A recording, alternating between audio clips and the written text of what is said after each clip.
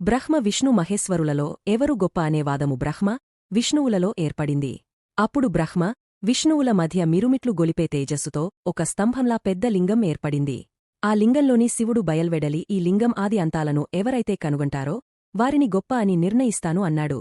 దానికి సరేనంటూ బ్రహ్మ హంస వాహనారూఢుడై పైభాగం వైపు బయల్దేరుతాడు. విష్ణువు శ్వేత వరాహరూపంలో ఆ మహాలింగం మూలం తెలుసుకునేందుకు క్రింది వైపునకు బయల్దేరతాడు. వారిద్దరూ ఎంత ప్రయాణించినా ఆ లింగం ఆది అంతాలను తెలుసుకోలేకపోయారు.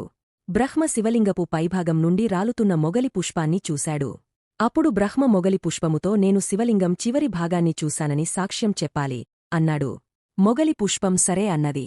ఇద్దరు కలసి క్రిందికి వస్తుండగా ఒక గోవు దర్శనమిస్తుంది. గోవును కూడా అలానే చెప్పమంటాడు బ్రహ్మ. బ్రహ్మ శివునితో నేను ఆ లింగం అంతం ఎక్కడ ఉందో కనుగొన్నాను. దానికి ఈ మొగలి పుష్పము గోమాతలే సాక్ష్యం అంటాడు. శివుడు మొగలి పుష్పాన్ని ప్రశ్నిస్తే అవును అంటుంది. అదే విషయం గోమాతను అడుగగా అవునని అబద్ధం చెబుతూ తల ఊపుతుంది, లేదని చెబుతూ తోకను అడ్డగా ఊపుతుంది. దాంతో శివుడు ఆగ్రహించి బ్రహ్మకు భూలోకంలో ఎక్కడా గుడికాని పూజలు కాని ఉండవని శపిస్తాడు.